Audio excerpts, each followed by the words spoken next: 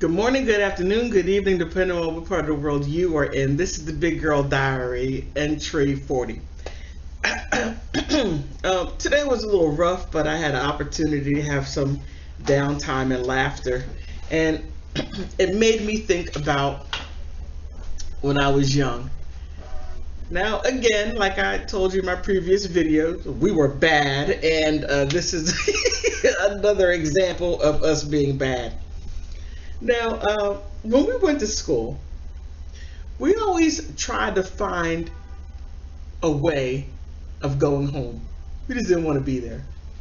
But we had ingenious ways. We were those little crafty kids. For an example, I remember I stayed home from school. My mom went to work, and I stayed home from school. And I went to school the next day, and I wrote a letter. Yes, I forged her name, and my mother does know it now since I'm older. Married, children, divorced, all that stuff. So whatever happened back then, she's like, you were bad. Yeah. Well, I wrote, to whom it may concern, Laura was sick from school. She had a 24-hour flu. Now, the way I spelled flu was Flew. So they called home, and I had an older sister, 8 years older, 8 and 9 years older, two older sisters. One answered the phone. She goes, "Oh yeah, she had a 24-hour flu. That's true. Yeah." But this one, man. Okay. In junior high school, we had this little thing going. I remember one year the school was concerned that students were having an outbreak of pink eye. Yeah. Well, General Hospital was coming on, and at that time, General Hospital was only on for a half hour. And I wanted to hurry and run home and go watch it. So I wanted to know what's going to happen to Luke and Laura. So what I did was I took my finger and stuck it in my eye. Not eye white. It's not just take my fingernail. No, not that. Just take your finger, press it against your eye, maybe in 3 different places, and your eye turns red. I wasn't the only one that had that ingenious idea. Nah, not just me. There were 9 other students, and they were concerned about a pink eye pandemic, right? But here's the funny part. One of my friends that lived on my block, she goes big time. I'm going to call her Tangy. Okay, Tangy. Tangy was at, something happened at school, and she hurt her finger, and her middle finger went back. So, and she cut it a little bit. So she goes to the school nurse saying, I hurt my finger. I hurt my finger. I'm so sorry for giving you the middle finger. And we're like this. We're all laughing hysterically, right? But her middle finger. And she wound up spraining it. So she got to go home. And she got a day off. And we didn't. We had to come home. Then we had to go back to school the next day. Yeah, she got lucky. But that was...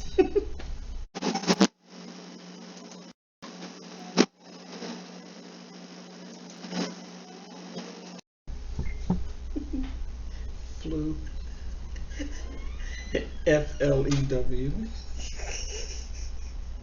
Okay, here's another funny moment. Now, I'm such a prankster. My daughter, sometimes she can be a stick in the mud. She just doesn't have that bubbly personality the way I do. Well, this was when they were young. And my son had his friends over. A, a couple of them. I'm sorry, I'm trying not to laugh. And my daughter would walk into the kitchen. I would come out, and then I would bump her with my hip, and she's like, "Mom, stop doing that." Right? So yeah, for me, it was like, Let me get her. Let me get her.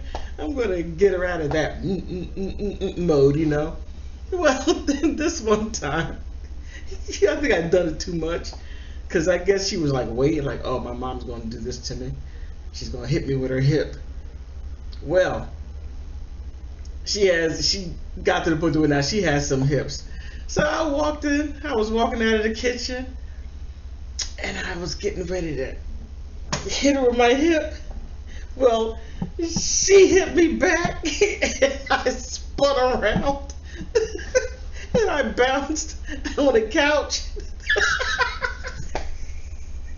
I bounced on the couch, rolled over in slow motion, bounced down again, and rolled onto the floor.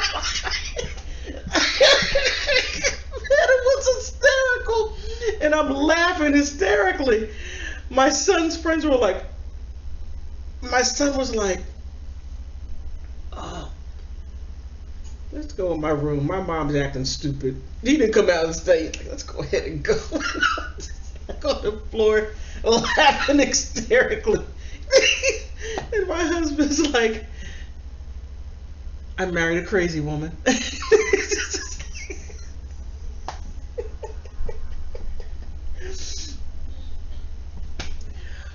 And my daughter was like, as I was falling and laughing, she's like, you know, Mom, I kept on telling you to stop that. You keep on doing it. Look at you, you're on the floor.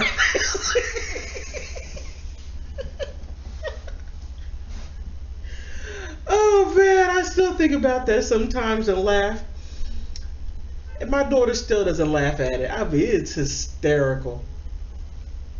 And that's just me. I think she has her father's sense of humor. She gets it from his side of the family. We're a bunch of jokesters. Oh, which leads me to another one. Back time with my older sisters. Now, as I told you in the previous video, my one sister, I used to blackmail her because she made it so easy to blackmail her. I used to get pizza out of her. Oh man, up north had some of the best Italian pizza. Oh my goodness. I digress. Well, my sisters would sneak out of the house and go to the neighborhood center and go to the dance. Well, not only would I blackmail them, but my older sister, she has a mental development disability. It didn't stop her from blackmailing people, because she sure enough knew how to do that. She was the master of it. Well, she convinced them that if they didn't take her to the neighborhood center, then she was going to tell. So they all found ways to put the pillows and make it look like that they were in bed sleeping. But my older sister had the most ingenious idea to take her socks and lay them on the bed to where the bed and the socks would be like facing down to show that she was there. That was her ingenious idea. Well, there were the neighborhood center dancing, you know. You had Parliament and all that stuff going on, and it's like Flashlight and Kung Fu Dance and all those songs back in that day. Well, my uncle goes up to go check on him, and he's like, come here, Marsha, because my mom was older. He said, take a look at this. She goes, they're sleeping. He said, no, look at the socks. They moved the sheets, pillows. My elder sister gave it away. Well, my mom knew that there was a party going on over there, and she had the Marsha mobile. Whenever she started up that car, you heard a boom, a backfire, and everybody's like, oh.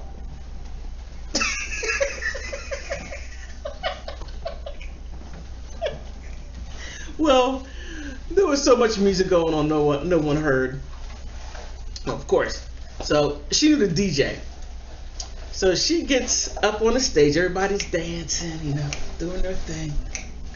And then she says, in her curlers, those big yellow sponge curlers, yeah, she went there. She got on stage. She knew the DJ, and she said, "Gabrielle, Vera, Andrea, you know you're grounded. Go to the car. I'll be there shortly." They said the embarrassment. They got on the floor on all fours and crawled out so my mom wouldn't see them. They got to the car. Man, they were grounded and a spanking. I didn't even get a chance to blackmail them. They're taking my part. How was it? I could have blackmailed all three of them, and I could have got pizza and penny candy money. But that's a little funny moment, and I hope you enjoyed it. And if this brings a little laughter, I hope it does.